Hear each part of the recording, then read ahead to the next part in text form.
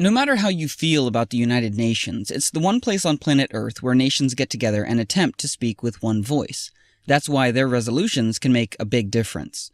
So when people all around the world see that approximately 40% of the UN Human Rights Council resolutions were against just one country, most of us would assume that country must be a really bad place. Perhaps ruled by, say, a genocidal dictator who kills his own people, or maybe a tyrant continually threatening to annihilate another country. But actually, the country that has been condemned more times than every repressive country on Earth combined is a democracy. The only viable democracy in the Middle East, Israel.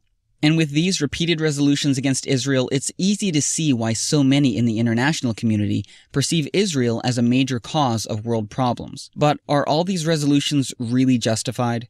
Because whether or not you agree with how Israel is handling its many challenges, when you do a basic comparison, like the number of deaths Israel is responsible for with the number of condemnations they've received, and then make that same comparison with other countries, it paints a surprising picture of a possible double standard.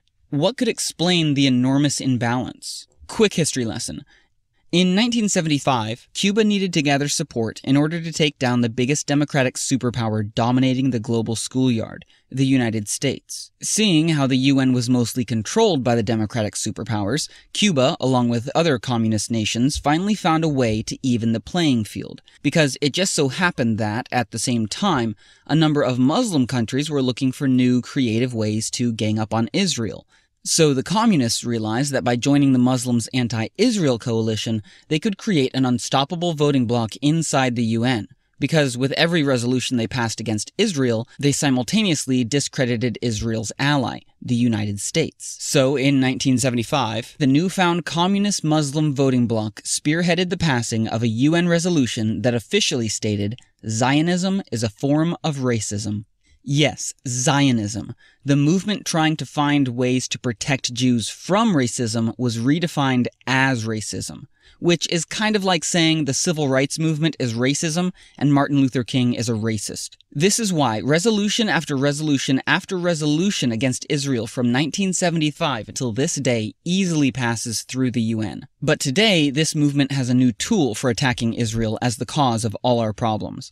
The UN's Durban Review Conference on Racism.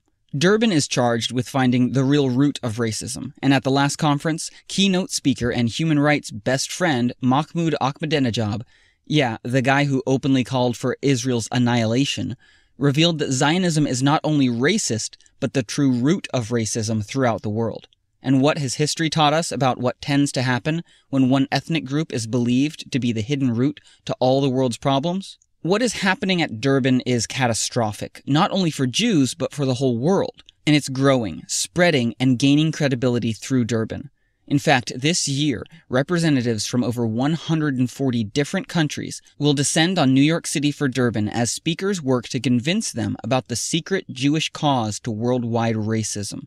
Let's learn from history and this time act before false accusations lead to violence. We cannot leave this message unchallenged. We need your help. We're asking you, your friends, families, neighbors, and faith community to join us in New York City and expose this threat and confront this lie before it once again takes hold of half the world.